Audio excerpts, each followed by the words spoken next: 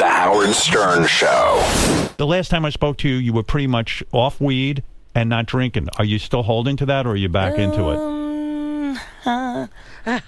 You're a little bit into it. We've had a little backsliding. Yeah. Well, I'm not sober yet. You're not? I'm not sober yet. I think I will be. Is at that the some goal? point. Yeah. Do you run into trouble when you drink? In the sense, it depresses you? Do you drink to excess? Do you have to be drunk when you drink, or can you just have a social cocktail?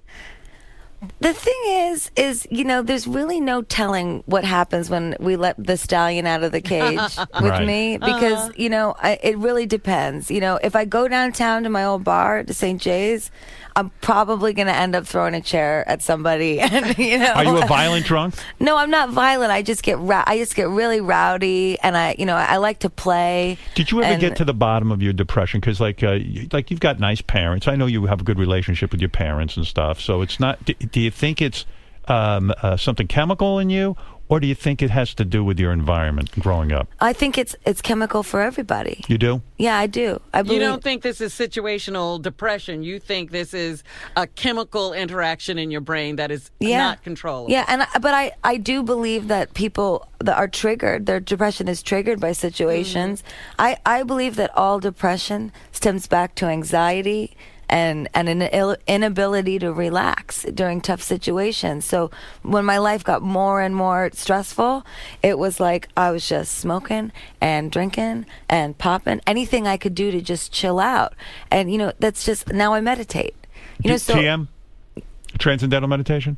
I don't know what that is. I meditate. You meditate. I meditate. I do yoga. Right. I use the sauna a lot. Right. That's good for you. It opens you up a little bit. Yeah, it's good for my body because, the show is so physical. And I sing jazz. The jazz has been the best for my depression. And, I was singing the other day. I was playing some songs that I've been writing for my buddy. And he goes, I got to tell you, I'm so happy in a way that you were as sad as you were for a little while. He said, because the pain in your voice, he said, I have not heard it from you before. And I think that's how you grow as an artist, is when you're able to take the things that trouble you and put them into the music, and then you can say to the world, I'm troubled just like you. I'm not fucking special just because I'm a singer. I'm just like everybody else. Right. I have the same depression that everybody else has. Do you think you get bored? Is that the problem too? Because maybe if you're not on the road and you're not singing and you're not performing, maybe. I'll tell you what triggered it for me. Yeah. It was the change in people around me when I became a star. It was very freaky to me. You mean your best friends kind of thing? Closest friends, family, people I never thought would betray me, the things they did behind my back, the things they said behind my back. And I'm from New York. How did you know even what they were doing behind your back? You find out. How do you find out? Because I'm from fucking New York. I fucking find shit out, What would they do to you? Like, what were some of the horrible things? Well, somebody sold our company behind my back. Wow. And didn't tell me. How do they do that? I mean, how do they sell your company? I mean, it's your company. Well, it's not mine, but Right. I'm Lady Gaga. Right. So, that's, we're in the business of that's the problem, is when you're an artist, you're also a business, right? Right. And then everybody starts to treat you like, a commodity. A commodity, and like, but don't they kiss your ass and everything, and they treat you like a goddess? No. Well, you mean when just somebody the has the opposite? ability to make a lot of money, Howard, they're not going to stop. They sell you out? Yeah. I just got overworked. I had a best friend sue me for a bunch of money. Was that this like a person who worked for you, like got $1 million deal to write a book about you? That's not true. Oh, but oh my God, we lived in a walk-up together on the Lower East Side. We were cleaning roaches out of my closet together.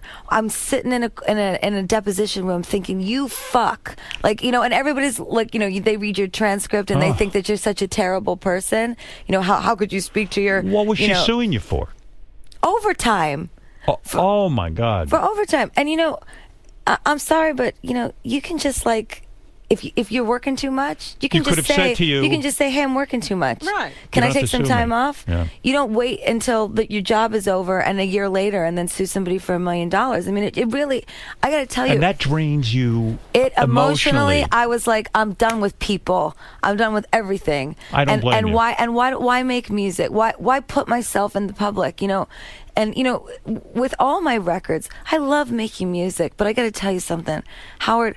If I wasn't a star today, I'd be a star on Rivington Street, and you could come see me for $5. I'd still be there. Right. That's just the You way that love I it. am. I can't. I thought I'd already made it. There was never a time in my life that somebody would come see me and I would be crying, going, "I wish that I could make it." It never happened. Every little thing that happened to me, every little show that I booked, every little thing that I was doing, I made be it. incredibly painful to have a close friend sue you over overtime when you had no idea they were upset about overtime, and you would have been aware of that and maybe helped them out with that. Of course. Well, I helped her out with the job. So do you gave trust her, people now? I gave her the job because she didn't have a job, and she Right. was my friend, and I really loved her. Right. You know, and there's a lot of people in my and I really loved my ex-manager. You know, I mean, truly, deeply in my heart, have so much love from the past for so many people. Did your ex-manager betray you? You know, I really can't talk about it. Right, okay. But, you know, it's so painful when it happens. Did you ever get to turn to this girl and say why? Did you ever get to say to her, "Why are you doing this? I love I knew you." why. I told her why she did it. Why did she do it? Because she spent all the money she made working for me, and she went home to daddy and she didn't know what to say. Because, you know, when you know, kids can't ask their parents for money anymore, it's like they just start, you know, becoming like legal demons. And you know what? I'm sorry, but you know the American way to make money? You fucking punch in your card and you go to work. That's right. And you punch out.